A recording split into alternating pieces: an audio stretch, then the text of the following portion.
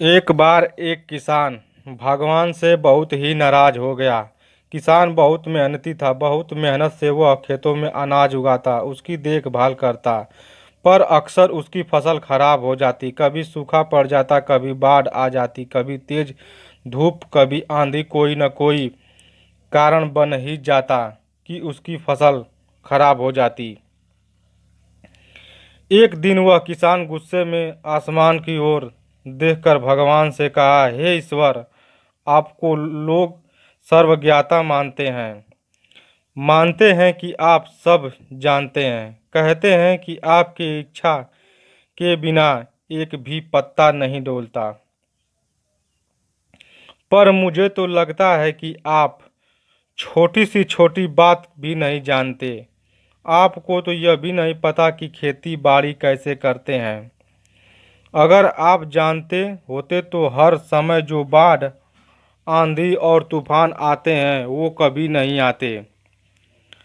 आप नहीं जानते कि नुकसान उठाना पड़ता है हम किसानों को। यदि आपको मेरे हाथ में यह शक्ति दे दो कि जैसा मैं चाहूँ वैसा मैं मौसम कर दूँ, फिर आप देखना, मैं अन्न के भंडार लगा दूंगा। भगवान इस किसान के तीखे वाक्य सुनकर मुस्कुरा रहे थे और वह किसान के सामने प्रकट होकर बोले, मैं आज से तुझे यह शक्ति देता हूँ कि तुम अपनी खेतों पर तुम्हारी जैसी इच्छा ही तुम वैसा मौसम कर दोगे। मैं बिल्कुल भी दखल नहीं दूंगा। तुम्हारी इच्छा से सब कुछ होगा। किसान बहुत खुश हो गया। किसान ने गेहूं की फसल अपनी खेतों में बोई। जब उसे लगा कि खेतों को धूप चाहिए तो खेतों को धूप मिले। जब पानी बरसना चाहिए तभी पानी बरसा। आंधी तूफान बाढ़ कुछ भी उसने अपने खेतों पर आने नहीं दिया।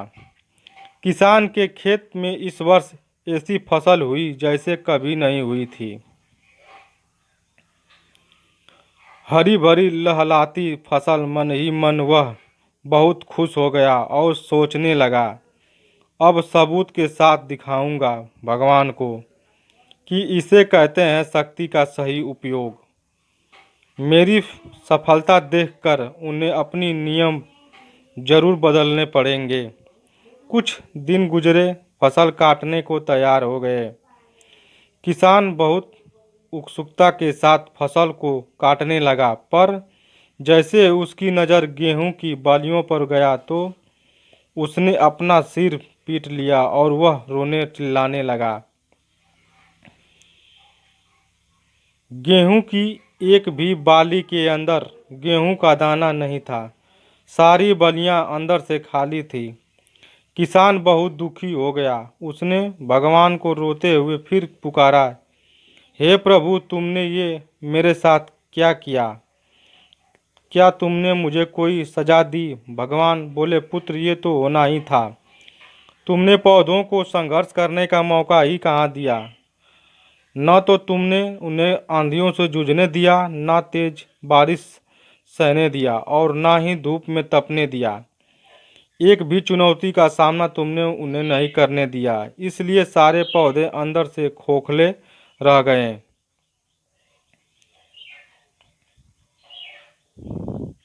जब आंधी तूफान, तेज बारिश और धूप पड़ती है तभी ये पौधे अपने अस्तित्व को बचाने के लिए संघर्ष करते हैं। और इसी संघर्ष से एक बल पैदा होता है जिसमें शक्ति होती है, ऊर्जा होती है। और यही ऊर्जा पूर्ति तेरे गेहूं के दानों की तरह जो नहीं फूटी। तूने तूने उन्हें कठिन परिस्थितियों से गुजरने ही नहीं दिया जहां उनके अस्तित्व का जन्म होता है। सारे बलियां इसीलिए खाली हैं। इसमें एक भी गेहूं का दाना इसलिए नहीं है क्योंकि तुमने अपने पौधों को संघर्ष कराया ही नहीं।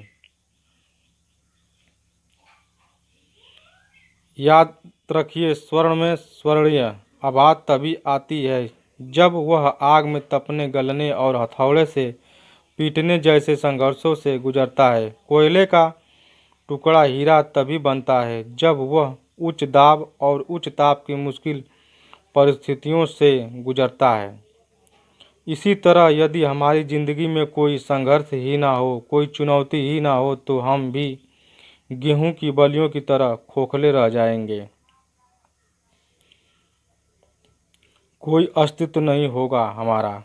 विपरीत परिस्थितियां, चुनौतियां, समस्याएं हमें और अधिक निखारती है। यदि जीवन में कठिन परिस्थितियां और चुनौतियां आए तो घबराना मत, बल्कि सामना करना, विश्वास करना कि आप और अधिक निखर जाओगे और मजबूत बन जाओगे। धन्यवाद दोस्तों। आप लोगों को कहानी कैसा लगा हमें कमेंट करके ज़रूर बताइएगा और मेरे चैनल को लाइक एंड सब्सक्राइब जरूर कर लीजिएगा। धन्यवाद।